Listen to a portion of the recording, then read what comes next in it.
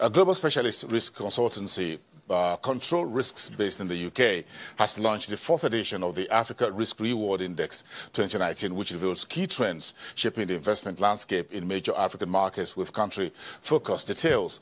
The report also highlights the impact of elections and politics in African markets in line with investments. Control Risk Associate Director Barnaby Fletcher is joining us now to analyze the report. He's live to us via Skype from the city of London. Thank you so much, Barnaby. It's good to see you on the show. Thank you for having me. Great.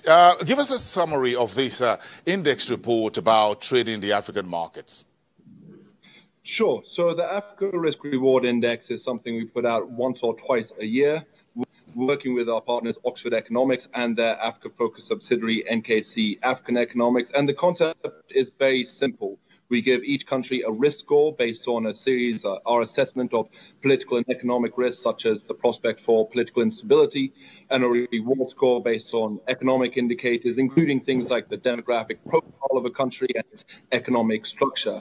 And while no ranking or index is ever going to capture all the nuances and complexities that investors need to understand, we feel that this does help to provide a snapshot of the continent that sometimes can highlight countries that have been overlooked by all the media attention and the headlines.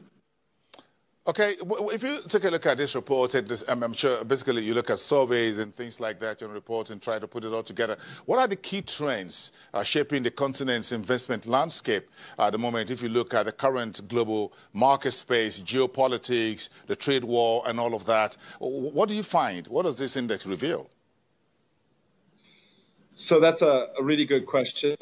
Obviously, if you look at any continent, especially one as large and as complicated as Africa, there's not going to be standard trends that hold true across the continent.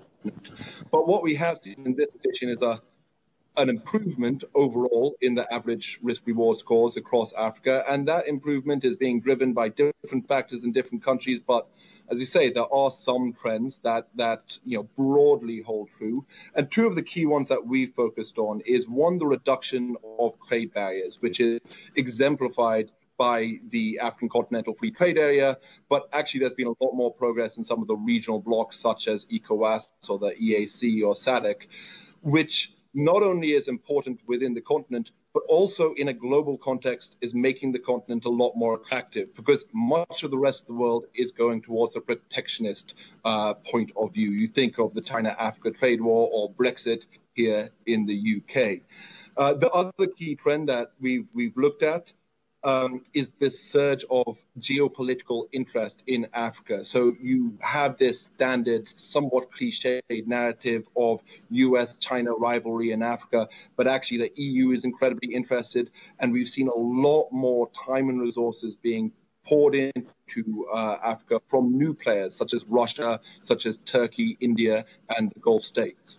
Okay, so there are risks external and internal to the continent in terms of vulnerabilities or what you call the headwinds. But is it good doing business or trading the African market? How large is the reward here, Barnaby?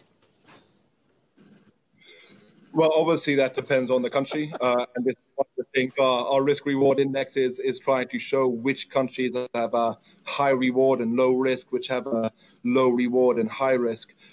But generally, yes. I mean, Africa represents a hugely exciting economic, and especially because it is moving in a direction of regional, of reducing trade barriers in a way that a lot of the rest of the world isn't. You also, another trend we're seeing is that you have these reformist leaders coming in countries such as Ethiopia with Prime Minister Abiy Ahmed, or Angola with President Lorenzo, or South Africa with Ramaphosa, who are adopting a kind of pragmatic, reform-minded position, which, there are caveats to all of this. These reforms are not going to proceed as fast as some people hope. But again, it creates a nice, an attractive contrast when you're looking at, for example, some of the more populist and economic nationalist governments that are coming in Europe and Latin America and other places around the world. Okay, a quick one. How much impact does politics and elections on the African continent have on the markets and investments?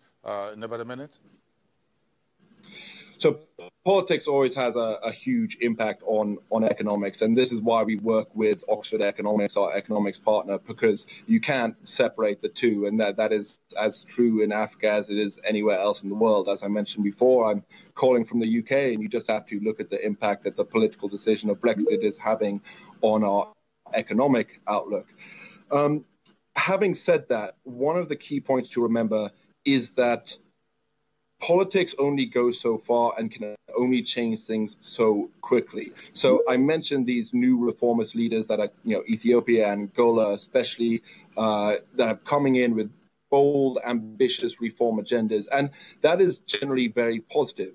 But people seem to be disappointed sometimes by the pace of reform and the pace of change.